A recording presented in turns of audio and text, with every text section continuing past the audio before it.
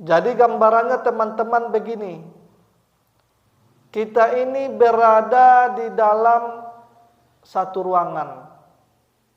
Ruangan ini terserang lembab dari luar, baik lembab bersifat dingin atau lembab bersifat panas. Maka di ruangan ini akan terjadi kelembapan juga. Di ruangan ini juga akan terjadi banyak sampah-sampah, banyak kotoran-kotoran. Karena di dalam ruangan ini banyak sampah-sampahnya, banyak kotoran-kotorannya, maka virus itu, bakteri itu akan berdatangan ke dalam ruangan ini. Ketika di dalam ruangan ini sudah banyak bakteri, sudah banyak virus, maka ruangan ini adalah tempat yang paling nyaman untuk berkembang biaknya virus dan bakteri itu. Jadi teman-teman semuanya, kalau memang niatnya untuk membasmi virus dan bakteri dengan harapan untuk membunuhnya, maka minumlah obat-obatan yang namanya anti radang ya, anti bakteri, antivirus. Insya Allah nanti beberapa hari ke depan atau beberapa minggu ke depan atau beberapa bulan ke depan, bakteri atau virus yang ada di ruangan ini akan mati. Tetapi kalau Anda ingin membersihkan ruangan ini, membersihkan sampah-sampah yang ada di ruangan ini, membersihkan kotoran-kotoran yang ada di ruangan ini, dengan harapan ketika kotorannya dan sampahnya dibersihkan, bakteri dan virus itu tidak berkembang biak di ruangan ini, maka minumlah obat yang namanya pembersih dahak atau pembersih lendir. Maka obat pembersih dahak atau pembersih lendir ini cara kerjanya itu yang pertama dibersihkan dulu penyebab utamanya. Artinya dibersihkan dulu sifat lembabnya yang menyebabkan ruangan ini menjadi lembab. Ketika disetop itu serangan lembabnya yang datang dari luar, maka disetop juga makanan atau minuman yang menyebabkan tubuh itu menjadi lembab dan dingin.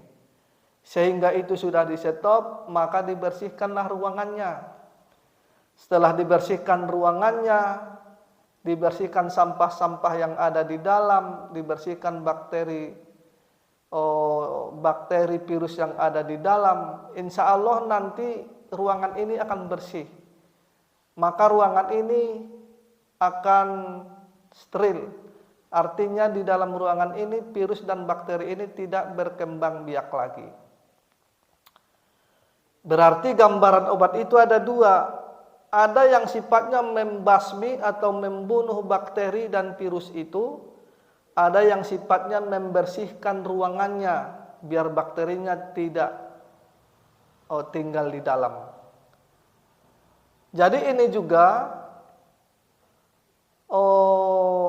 ada sedikit perbedaan ya antara kedokteran barat dengan holistik. Kalau di kedokteran barat terkadang lendir itu tidak dibahas secara menyeluruh. Karena apa? Kalau tidak salah itu pembahasannya yang ada lendir itu hanya di paru, yang sering dibahas ya.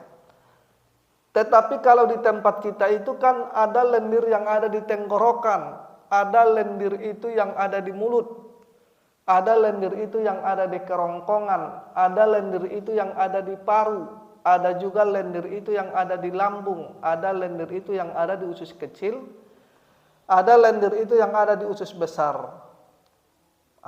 Ketika ada lendir, biasanya dia selalu kaitannya dengan kelembapan, baik lembab dingin ataupun lembab panas. Maka ketika ada bahasa di dalam tubuh kamu itu ada peradangan, terus banyak bakteri dan virus, berarti itu bahasanya itu diartikan di dalam tubuh kamu itu ada kelembapan. dan kelembapan ini bercampur lendir. Nah, ketika kelembapan itu bercampur lendir, maka disitulah tempat bersarangnya bakteri dan virus. Maka di tempat kita itu bukan virusnya, bukan bakterinya yang dibunuh, tapi virusnya, bakterinya itu dibersihkan. Nah, biasanya kalau kita minum obat pembuang lendir itu, kalau lendir yang ada di tenggorokan, di kerongkongan, dan lendir yang ada di mulut, sebagian lendir yang ada di paru, sebagian itu dia bisa keluar lewat mulut. Nah, sebagian lagi itu dia akan keluar lewat pembuangan. Maka salah satu caranya itu ketika minum obat pembuang dahak itu atau pembersih lendir itu, maka dibantu harus minum air yang banyak. Maka nanti lendir-lendir yang ada di mulut, di tenggorokan, di kerongkongan, di paru, di lambung, di usus kecil sama usus besar itu dia akan keluar lewat pembuangan. Ini mohon maaf bahasanya ya. Ini kan bulan puasa nih. Tandanya nanti lendir itu sudah keluar ketika kita membasuh, ketika kita lagi ke kamar mandi ya, kita membasuh tubuh kita. Maka kita terasa itu ada lengket-lengket, ada lendir-lendir di pembuangan itu. Maka itulah yang sering disebut dahak.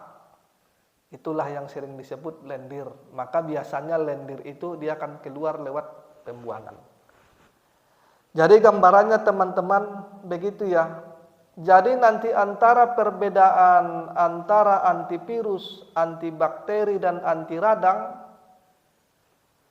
dengan pembuang dahak encer atau pembuang dahak pekat, jadi jelas posisinya ya. Terus juga ada satu lagi bahasa, ketika nanti di kedokteran barat ada bahasa tentang di tubuh kamu ada peradangan, baik di mulut atau di lambung atau dimanapun itu tempatnya. Kalau di tempat kita itu bahasa peradangan itu bahasa kelembapan. Cuma nanti lembab itu dibagi dua. Kalau lidahnya merah biasanya itu lembab bersifat panas. Kalau lidahnya pucat biasanya lembab bersifat dingin. Cuma tinggal disesuaikan saja nanti. Ya. Jadi insya Allah sampai di sini dulu pembahasan kita hari ini tentang pembahasan sistem pencernaan yang menyebabkan ruangan itu terganggu, yang kaitannya dengan dahak, reak, dan lendir ya. Nah, insya Allah besok itu kita akan membahas ruang tengah dan ruang bawah. Jadi wabillahi taufik wal hidayah. Assalamualaikum warahmatullahi wabarakatuh.